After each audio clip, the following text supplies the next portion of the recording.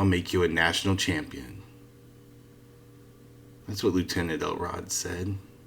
Very first time I saw him in the spring of 1989 as he marched to the microphone in an auditorium full of high school freshmen at Orange Park Junior High.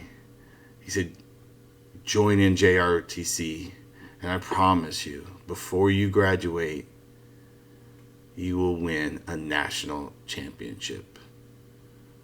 And I got to tell you, that sounded really good. I'd won a few individual awards, some academic contests, some essays.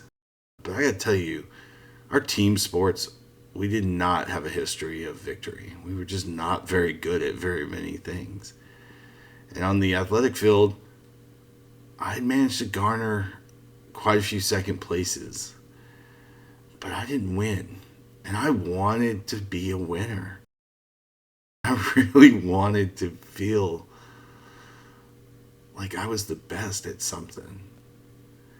And here he was saying, I can do that for you. I can make you into a winner. You just have to trust me and join up. So I did. And it was not easy at first. Nothing we did seemed to be good enough. I remember spending a week polishing my shoes. I mean, hours. Good old-fashioned spit and polish, getting them looking what I thought was amazing. Only to stand in a uniform inspection the following week to be told that my shoes were not even close to being up to standard to keep working. And I'm going to tell you the truth. That was true. It didn't matter how hard I had worked on them.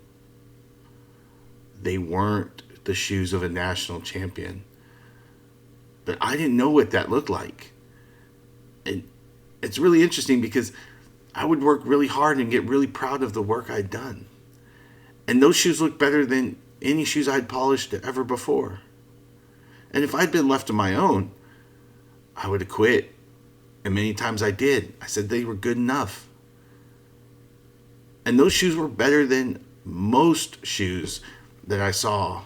See, I grew up in a Navy town full of other Navy officers, and I looked at their shoes.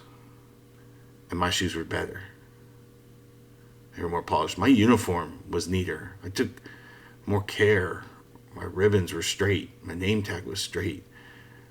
My gig line was on. There were no loose threads anywhere on my uniform. But I still wasn't passing inspections. I wasn't getting perfect scores. Far from it. And every week, it seemed like my first year, the lieutenant would look at those shoes and say, shoes, which meant a gig, which meant they weren't up to standard. So I kept working.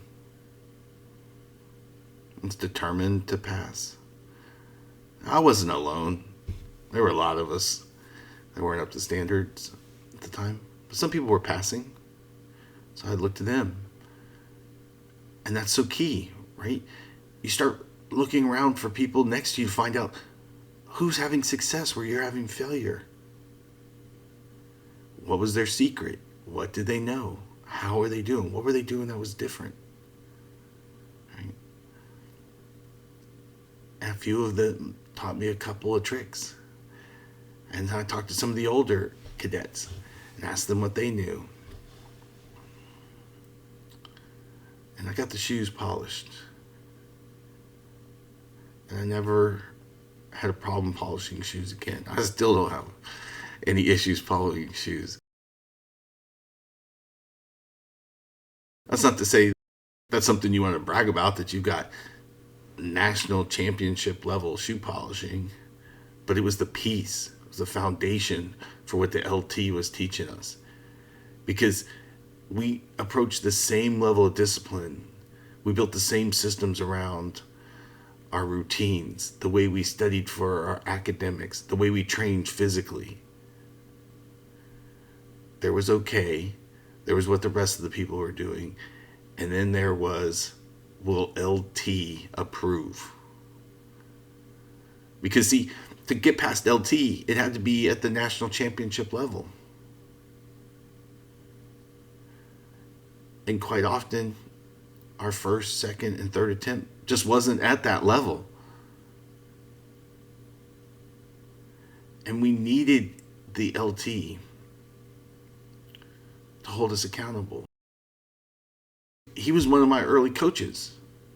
I didn't call it that at the time, but now that I am a coach, I recognize it.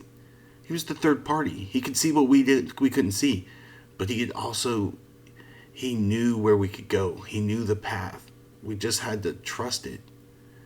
It didn't have to be fun. We didn't have to enjoy all the tough moments and the harshness. But he made a promise. We'll lift the national trophy. And I'll tell you what, winning is so much more fun than losing. I'm going to be honest. It was great when we'd go to a competition and we'd sweep. And we would just demolish our competition. Now, the interesting thing to know as well is, honestly, the second best program probably in the nation was our rival high school right down the road. And that helps too. When your rival is right in your proximity and you can see them training, trying to knock you off your game, trying to catch you, you learn to not relax, not take it for granted, not take any of your success. Because when you're the best, people are always trying to catch up with you. And they're innovating as well. And we did too. I learned that the lieutenant passed away yesterday.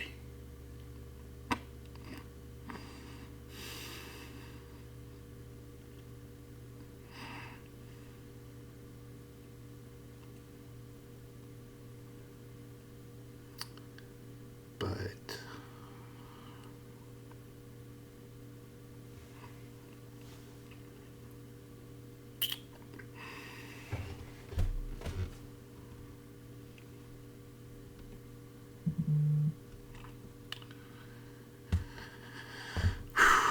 we won those championships.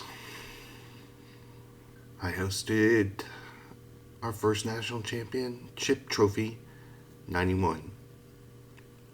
Then we did it again in 92. And I think I'm even prouder that we won again in 93 and I wasn't there. Because I knew that meant that it wasn't just us. It wasn't just me and a group of really talented young kids, because my class was full of some really special kids. But they won the year after we left. And after a short misstep in 94, they won again in 95. Which tells me that's the systems. Right? That we could go and tell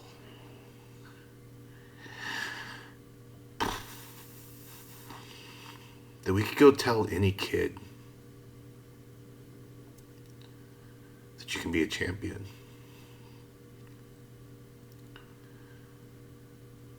That success leaves clues. And Lieutenant taught me that anybody could be a champion. Champions are made from normal people that commit to mastery, willing to work hard, follow a proven system, and get help. The biggest thing about it was recognizing that until you've reached that level of success, you're often going to be fooled by thinking what you're doing is good enough, because it's probably more than you've ever done before. And that feels good, and you shouldn't be ashamed of your success to that level. You really shouldn't. You've worked hard, and things are better. But that doesn't mean that they're not where they could be. That there's still so much further you can go. God, you just have to know. You just have to know that's there for you. The lieutenant did that. He took a group of middle class, if you'll call us that, maybe, suburban kids in Navy Town and said, I'll let you do something special. Something that'll set the foundation for the rest of your life.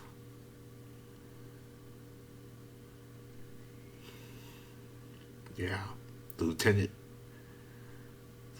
taught us how to win, how to live, how to be successful. He'll be missed. But I hope that his lessons carry on through me and ultimately on to you today. All right. Until then, I hope that you find a lieutenant for you. I hope that you listen when they say they can make a champion. I hope you hear them. I hope you believe them. And I hope that you give yourself a chance, at least once in your life, to just see. I want you to see if you can see how great you really could be. Yeah, that's it. That's really the lesson.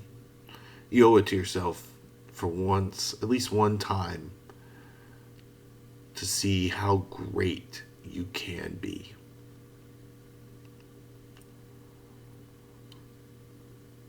Yeah. You don't have to settle for good enough. There's a champion in there. You gotta let them loose. And if not for yourself, for the legacy. That's what the LT did. I'm not LT, but there's a part of him that lives in me. And if you need somebody in your life to remind you that you're capable of championships, I hope you'll join us and Success Auditors. I hope you'll get around another community just like I had back then and the one that we're creating now, where we'll look at your shoes and tell you, keep going. There's more in there. You got more in you. There's better in you. And it doesn't mean you're not working hard, but there's just a level of success that you haven't reached. There's a system for success. It can be learned. There's ways of thinking about the world that lead to better results. Just are. There just are. And you don't know. I didn't know. Sitting as a freshman, what those systems were. But I left with them as a senior. And we've been able to pass them on. And that's his legacy.